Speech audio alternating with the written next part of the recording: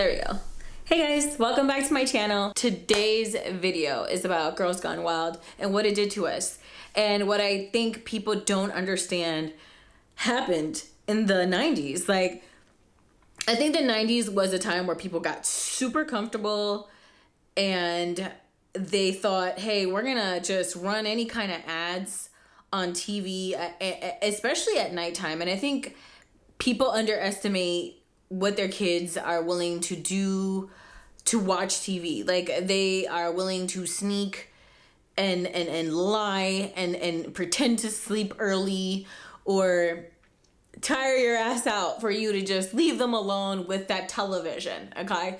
Kids will get really cunning and figuring out how to get to that remote control. And when they get to that remote control and then they're seeing these things at 11 p.m., midnight, running until 3 a.m., and parents are sleeping, dead sleep, like, what can you do? How can you stop that?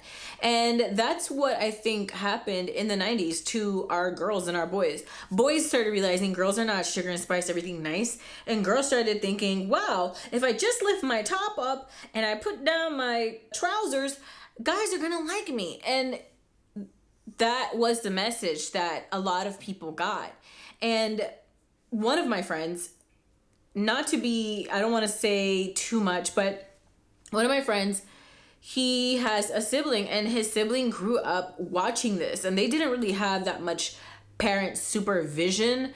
Not that they didn't have parents, it's just, it wasn't like they were sleeping at night with their parents in the room. They had their own rooms and their own little TV. So, biggest mistake, I would never put a little TV in my child's room unless it's like, has like 5 channels that I can control. Which, I mean, I did. When my teenager was a child and a little baby and he wanted to watch TV, he had maybe 12 channels in his little TV. So, and we kind of just was like, play video games instead. We didn't really want him watching TV. And so now he's very like, he's very weary about seeing something weird. So I'm not saying that now that he's a teenager, he won't watch things that I may not approve of, but I'm saying that he may not be the type of person that entertains those kind of things and doesn't really affect his thoughts as much. Now, when you're 5 years old, like my friends at the time, that affected them. I mean, she definitely got into the porn industry. By the time she was 20, she had several films out. And my friend, he just didn't know, but he didn't know like how to approach women because he felt like, oh my God, like all girls actually are like this. They just lift up their top and like, I mean, let's be honest. Most girls like during developing stage, during the developmental stage, during the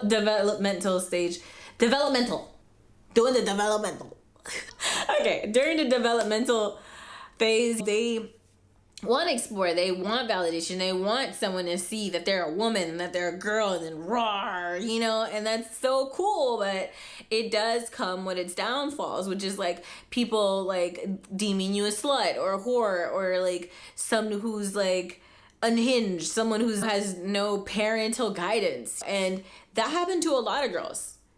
Again, a lot of people want to blame it all on the parents, and it's not always fair. Sometimes kids do watch things when they're not supposed to. Even at a person's house, when they sleep over a friend's house, they'll sleep over that friend's house, and you're like, what you guys were watching? Because you're acting different. You don't talk like that. You don't really usually say things like that, but ever since you went to such and such home, you're acting a little different. And that's what it is. The exposure to Girls Gone Wild, I think, made a lot of girls in the 90s hypersexual and kind of hard to read. Girls started becoming like hard to read in a way because it was like you could go from sweet college girl who is like the epitome of girl next door to Pamela Anderson. And that's what it was in my time. Y'all, I have clothes on. Let me put this down a little bit because I don't want y'all to think that I'm over here topless. That's what it was back in the days. It was Pamela Anderson. There was just so many women that were super seductive, and there was all about the boobs in the 90s. And I think that really was what took the fuck over. Luckily, all the things about Girls Gone Wild that I've heard have been like, hey, they've shut shit down. Girls Gone Wild had a really bad reputation because the owner or whatever, I forgot his name. I don't even want to mention his name really. He was like taping underage girls and doing all this stuff and being hella inappropriate, and he didn't respect people and the law, and he just had to go. But still, the effects of what this did to kids in the 90s, I mean, it changed a lot of what they think safe sex and fun was. And I don't think anybody thought about the internet the same way either. Like, people thought about the internet like, oh, it's like a newspaper, and then it just like goes away. And that's not how the internet actually worked out. Like, the internet ended up being something that literally anything you do, everything you do is recorded on there. And unless you have really tough skin, you're gonna have a hard time knowing your shit is out there. It is what it is. I don't judge nobody. I think any woman who has been in a position of like been wild and crazy or hypersexual at some point in their life, and you've moved past it, of course you don't want people to use that against you, but people will. But I think that as a society, women are totally understanding sexuality much, much better. Before, it was kind of like, oh, this is like a taboo, or sexuality is something we can't talk about. But we are at a place where like, we know kind of where we're getting with this, or what it is we need and what it is we don't need, and what it is we have to go through, like when it comes to like our sexual development, to especially depending on like what you've experienced and the trauma and all that stuff and environmental things. Yeah, we're starting to be really understanding in that department. Before, I think girls were way more like, oh, you need to be selective and you need to be a virgin and you better not even wear that because that makes you this and this. Now it's like, yeah, you have great tits, but can you bake and file your taxes? Like, it's like now it's like more of like, can you be the all-around girl, the sexy one, the crazy one, the cool one, smart one, all that stuff. And we're kind of like, if you're well-balanced, girl, be whatever you want to be. That's kind of like how it is. I mean, that's how I feel, or I wish it would be like that, because it's like I don't want a girl to be a stick in the mud.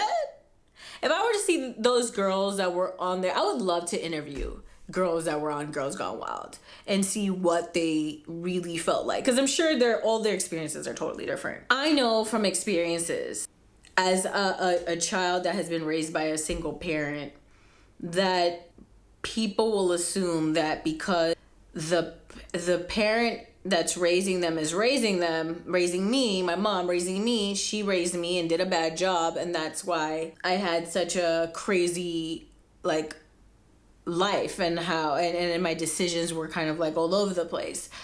But I think it's a combination of both. I think I've gotten to that point of maturity where I realize you need both parents, and constantly putting the blame on the parent that's predominantly with the child, the parent who is the main guardian, the parent who is the one that's putting in all the work, or the one who's not even putting all the work, the one who's just there. Let's just say the parent that's just there, putting in all the blame on them, and not the parent that isn't there is becoming, I think it's kind of manipulative and gaslighty, because it's almost like saying, hey, I'm getting a bowl and it's supposed to have 2 nutrients I need, but I only have 1. So I take the only one I have and eat it, and I get what I get from it, but it's still not helping me develop whatever else I need.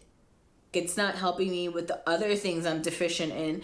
So not having the other nutrients, the other protein, or the whatever I need, which is the other parent not being there, the lack of them being there is a problem. And I think that a lot of men like to use the excuse of, oh, well, she pushed me away and the court system this. And listen, I get it, that's fair. I know that the court system isn't really as fair to dads. But let's be honest though, I've met enough dads, enough single fathers, enough men who they will have a child, want 50-50 custody because they don't really want to pay that much child support.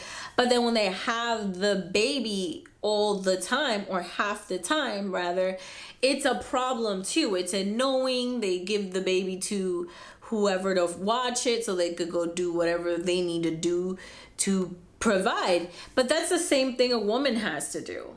And I think that men are just starting to get used to having to give more than just financial attention to their kids. They have to give emotional, mental attention to these kids. And that requires giving them discipline and understanding what their self-worth is. Same thing with the moms. Moms have to do the same. But it's hard to tell a child how worth it, even though you're going to tell your child, if you love them, how worth it they are and what they mean to you. That child is still going to think about the parent who treats them like they're not. The parent that isn't there. The parent who doesn't call. The parent who doesn't text. The parent who doesn't stop you from watching Girls Gone Wild. The parent who isn't, and even parents that are there, because I've had enough conversations where people are like, my mom and dad both were there and they were shit people. And I think it's just become a serious problem that we're just being too careless with our kids, too careless with things, because people are easily bought nowadays. People are easily bought. The people could literally, I just want sleep. They'll give their kid the tablet to play on it for 15 hours. I just want to not cook. They'll give their fast food every day. I just don't want to talk.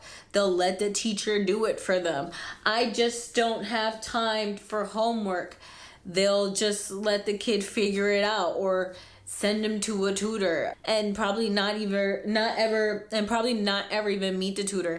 It's just so many different things. And I'm not claiming to be a perfect parent, but I am very much emotionally and mentally aligned with my kid, where he can tell me anything about what his friends send him online, or what they WhatsApp him and all the weird stuff.